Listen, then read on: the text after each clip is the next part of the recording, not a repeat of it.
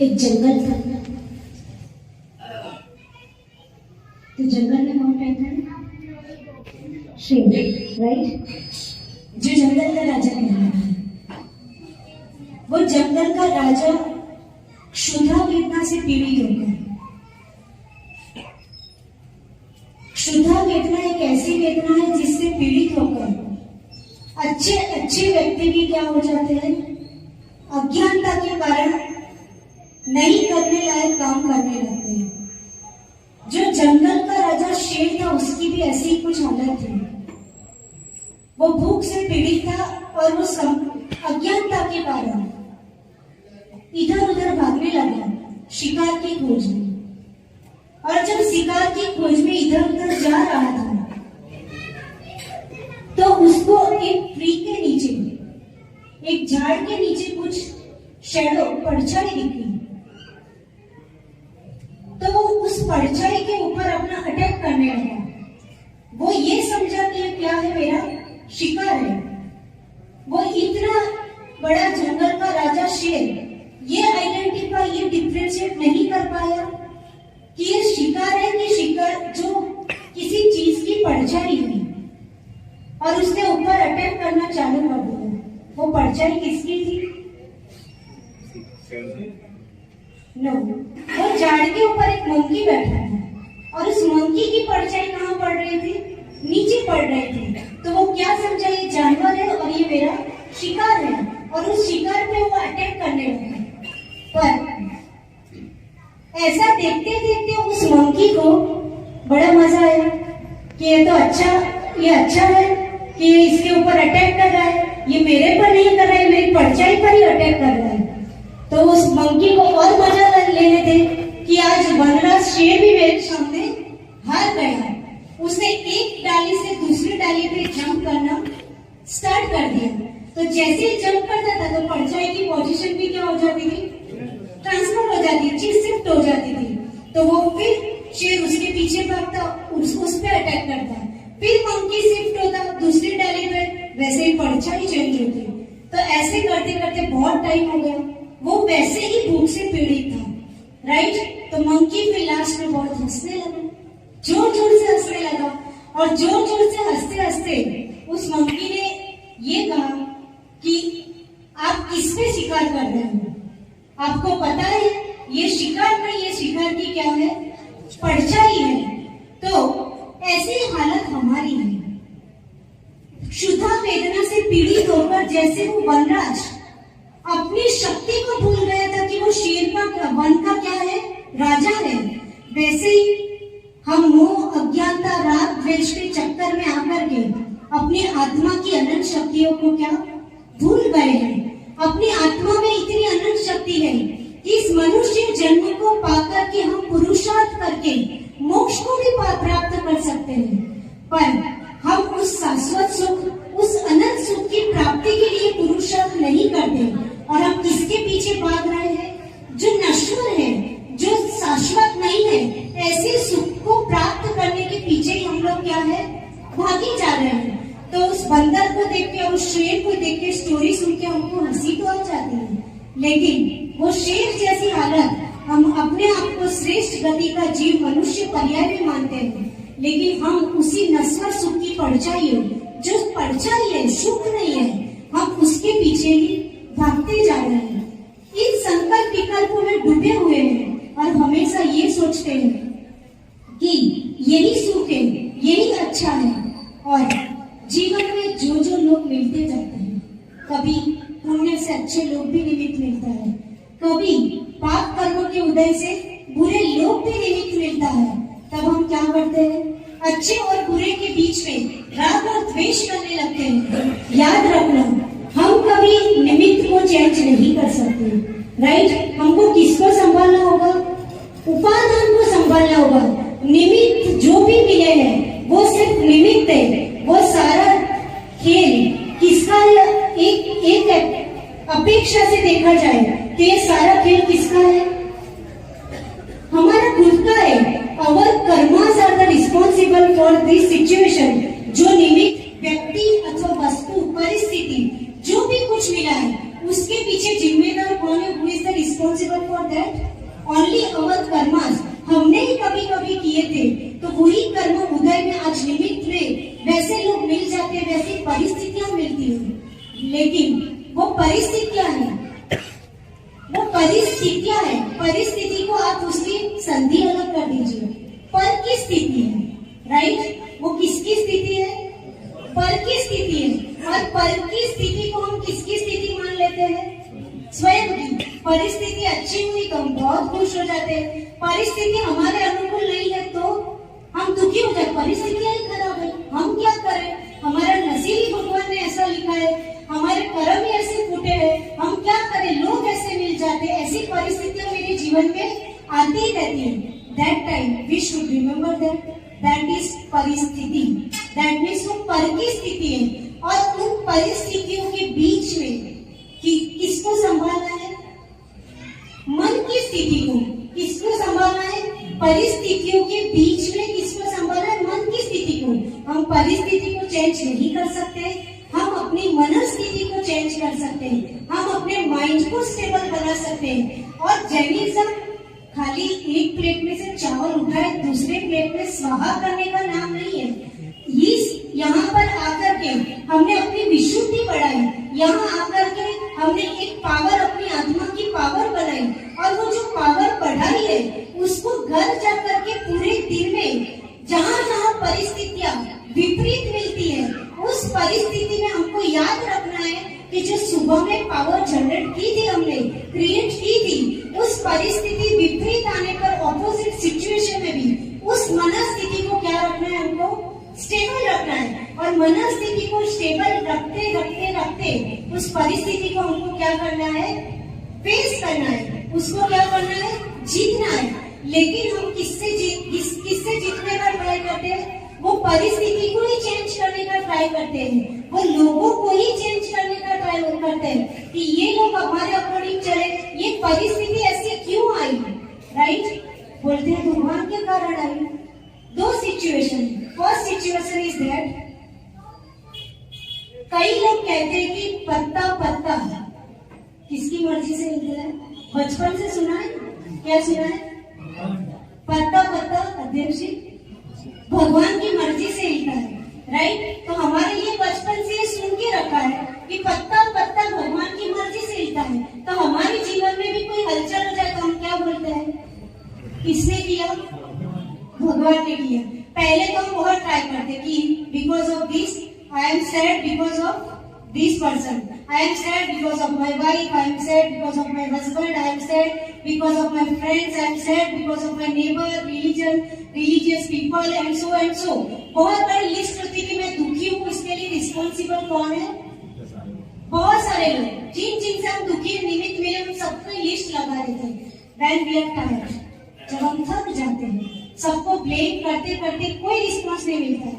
Because हम हमेशा क्या चाहते हैं कि रिस्पॉन्स हम जो सोचते हैं उसी फेवर में मिले, और वैसा नहीं मिलने पर ये हमारी फिंगर जो अभी सबकी साइड हो रही थी, वो फिंगर जब थक जाती थी कहाँ जाती है? I am sad because of Lord, भगवान के कारण, राइट? मैं गॉड नहीं बोली, मैं लॉर्ड बोली, because god means what? G for generator, O for operator और डी फॉर डिस्ट्रॉयर। तो अपने जैनिज्म के अकॉर्डिंग गॉड शब्द क्या है? रॉन्ग है, ना वो जनरेटर है, ना वो ऑपरेटर है, ना वो डिस्ट्रॉयर है। अपन क्या बोलते हैं? लॉर्ड जी नहीं है। तो जब हम सब पे ब्लेम करते करते थक जाते तो फिंगर भगवान की बात, भगवान आपने ही मेरी डेस्टिनी ऐसी लिखी है, आपने ही मेरा लक लिखा है, ऐसा बुरा ही है, इसलिए मेरे जीवन में हमेशा क्या गलत ही गलत होता जाता है। मैं तो कभी किसी का गलत करता ही नहीं हूँ, मैं तो हमेशा सबकी हेल्प करता हूँ, मैं हमेशा सबका अच्छा करता हूँ, फिर मेरे साथ ऐसा क्यों? तो कोई समझदार गुरु मिले कि ज्ञानी तेरे जीवन में जो जो परिस्थितियां आ रही है उसके साथ कर्म सिद्धांत को भी सोच। दो टाइप की मेंटालिटी है, एक पत्ता पत्ता भगवान की मर्जी से हिलता है, और दूसरी as you sow shall you reap. बचपन से सुना है कि जैसा बोओगे वैसा ही पाओगे। तो ये दोनों में से कोई एक ही तो सही होगा, या तो पत्ता पत्ता भगवान की मर्जी से हिलता है, और दूसरा क्या, as you sow shall you reap, जैसा करोगे वैसा पाओगे। तो दो में से कोई एक ट्रेडिशन ही सही होगी। अब कौन सी सही है? एक ही कोई चीज, सत्य तो एक ही होता है। As you sow shall you reap कि जय पत्ता पत्ता भगवान की मर्जी से हिलता है। अध्यक्ष आपको कौन सा सही लगता है? एक पर तो आना पड़ेगा। पत्ता पत्ता, अच्छा अच्छा, कई लोग ये सोचते जैसा करोगे वैसा मिलेगा, राइट। कर्म सिद्धांत की अपेक्षा देखा जाए तो as you sow shall you reap, जो भी आज हमारे सामने है जीवन में चलते चलते, हमको कभी कभी जो सोचते हैं, जो करना चाहते हैं, उससे कुछ अलग होता है। जैसे हम जा रहे थे तीर्थंकर लेने और कहाँ आ गए? रणपुर, राइट। तो यहाँ का पुण्य बुला रहा होगा तो यहाँ आना हो गया। तो जीवन में हम जितना सोचते हैं वो सब हमारे अकॉर्डिंग हो, ऐसा कभी भी नहीं हो सकता। क्योंकि चलते चलते जो स्क्रिप्ट हम अपनी लाइफ में लिखना चाहते हैं कि हमारी लाइफ ऐसी हो, हमारी हेल्थ ऐसी हो, हमारा फैमिली ऐसा हो, हमारा रिलीजियस लेवल ऐसा हो, तो जरूरी नहीं है कि हर चीज हमारे अकॉर्डिंग हो। हम प्ले कुछ करना चाहते थे अपने जीवन में और प्ले कुछ हो जाता है। कनिष्का अभी यहाँ पे रहना चाहती थी और वहां से ऑर्डर आ गया कि अब वहां पे जाना है। तो हर चीज कनिष्का ऐसा नहीं होता कि हम सोचे वही हमेशा हो, पर जो चीज सामने आ जाए उसको क्या करना चाहिए? खुशी से एक्सेप्ट करना चाहिए कि ये हमारी डेस्टिनी बनने वाली है, इससे हमारा फ्यूचर बनने वाला है। इसलिए उसको क्या करना चाहिए? खुशी से एक्सेप्ट करके अच्छी जगह तो जा रहे हैं ऐसा सोच करके वहाँ जो चीज अच्छी चीज आए तो भी उसको फेस करना चाहिए, और अपने अकॉर्डिंग नहीं आया तो भी उसको फेस करने के लिए रोज यहाँ पे क्या करना चाहिए? पावर क्रिएट करना चाहिए, और उस पावर को यूज कर करके हमको आगे अपने जीवन को बढ़ाना चाहिए। रोज भोजन क्यों करते हो आप लोग? प्रकाश जी, भोजन क्यों करते हैं? शरीर चलाने के लिए, राइट। और मोबाइल क्यों चार्ज करते हो? मोबाइल चलेगा तभी ना जब चार्ज होगा, तो बैटरी चार्ज करते हैं। तो भोजन से शरीर चार्ज होता है, और मोबाइल चार्जर से, मोबाइल के चार्जर से बैटरी चार्ज होती है। फिर आत्मा का क्या? शरीर को चार्ज कर लिया, मोबाइल को कर लिया, पर कभी हमने अपनी आत्मा के बारे में सोचा कि आत्मा कैसे चार्ज होगी? और जब तक आत्मा चार्ज नहीं होगी तो परिस्थिति और ये विपरीत व्यक्ति मिलने पर हम कैसे उनको फेस करेंगे? मंदिर आने से, मंदिर आने से, गुरुओं के पास आने से, स्वाध्याय करने से, सबसे बड़ा पंचम काल में यदि सबसे बड़ा शस्त्र है जिससे हम अपनी आत्मा को, सबसे बड़ा चार्जर है जिससे हम अपनी आत्मा को चार्ज कर पाए, वो है स्वाध्याय। अपन बड़ी बड़ी आचार्य सन्मति सागर महाराज जी, आचार्य आदि सागर महाराज जी, महावीर कीर्ति महाराज जी जैसी तपस्या तो नहीं कर पाते, लेकिन हम स्वाध्याय के थ्रू अपनी आत्मा को क्या कर लेते हैं? चार्ज कर लेते हैं। और वो आत्मा जो चार्ज होती है उसका यूज हमको कहाँ करना है? विपरीत परिस्थिति आने पर उसको फेस करने की ताकत मिलती है। तो Jainism is a totally practical religion, लेकिन हमने उसको सिर्फ क्या कर दिया? क्रिया कांडों में उलझा दिया कि हमने सुबह आए, मंदिर आए, पूजा की, अभिषेक किया, हमारा काम पूरा। वहाँ काम पूरा नहीं था, वहाँ से हमको क्या लेनी थी?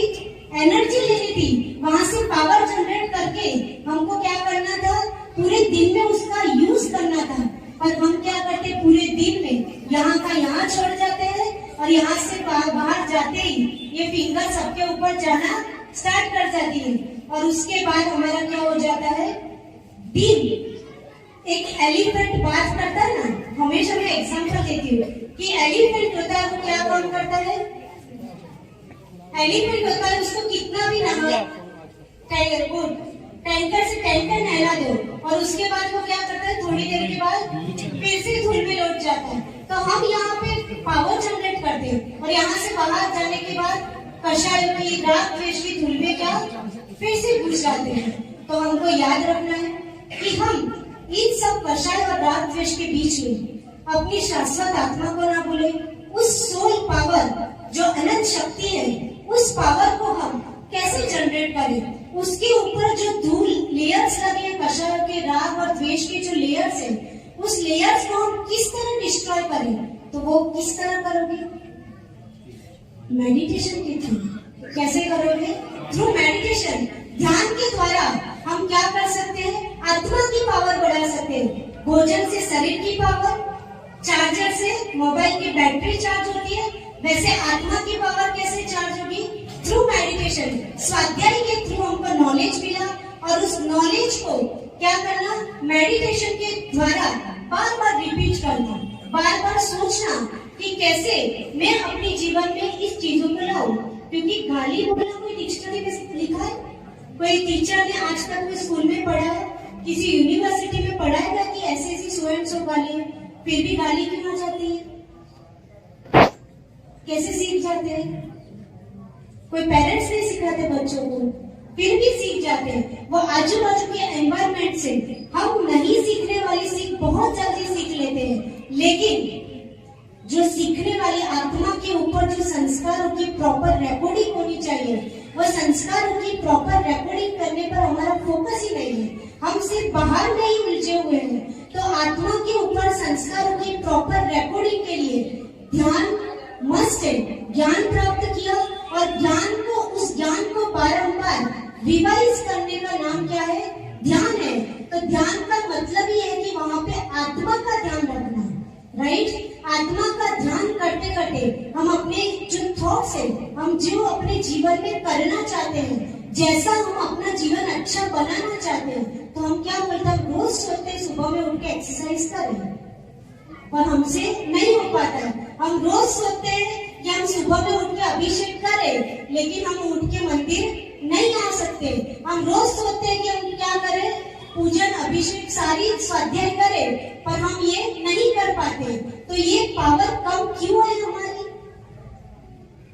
क्योंकि हमने ध्यान नहीं किया। हमने सोचा तो सही, लेकिन सोचने से भी काम नहीं चलेगा। सोचने के बाद बार बार अपनी आत्मा को वो क्या डोज देना पड़ेगा, और वो डोज कहाँ से मिलेगा? Through meditation. मेडिटेशन में बार बार रिपीट करना पड़ता है कि मैं अनंत शक्तिशाली आत्मा हूँ, मेरे जैसा सुखी व्यक्ति इस दुनिया में कोई नहीं है। मेरे पास क्या, क्योंकि मुझे मनुष्य पर्याय मिल गई, उससे बड़ा सुख जीवन में कोई नहीं है। जब बार बार जो करना चाहते उसकी रिवाइज करने से हमको क्या एक दिन वैसा बन जाते। टाइम का मैं शॉर्ट में ही कहूंगी, रोज थोड़ा थोड़ा मेडिटेशन करने की हैबिट डालनी चाहिए, क्योंकि ध्यान परंपरा से मोक्ष का कारण है। सिर्फ बाह्य क्रियाओं से काम नहीं चलेगा, उसके साथ साथ अंदर मन को पावरफुल बनाना पड़ेगा।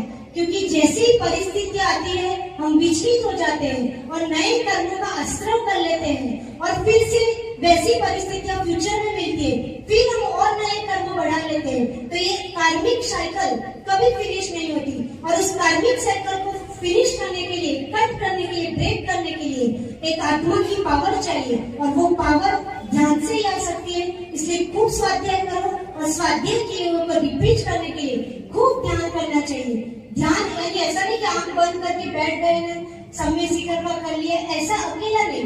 वो तो हम क्षेत्रों का ध्यान तो करते हैं, पर गुरु का ध्यान, परमेश्वर की मूर्ति का तो करते हैं, पर उसके साथ साथ जो हमारी छोटी छोटी कमजोरियां हैं उसको भी सुधारने के लिए उसका पॉजिटिव वे में रोज ध्यान करना चाहिए, जिससे हम छोटी छोटी आदतों को सुधार करके दूसरों पे ब्लेम न करते हुए, अपने आप को हर एक चीज का रिस्पॉन्सिबल स्वीकार करते हुए, जो परिस्थिति आए उसको so as it is accept करते हुए हम अपने जीवन में आगे बढ़े और एक दिन मोक्ष रूपी लक्ष्मी को प्राप्त करें। इसी पुनीत भावना के साथ जय बोलिए गणाचार्य गुरुदेव श्री विराट सागर जी महाराज जी की।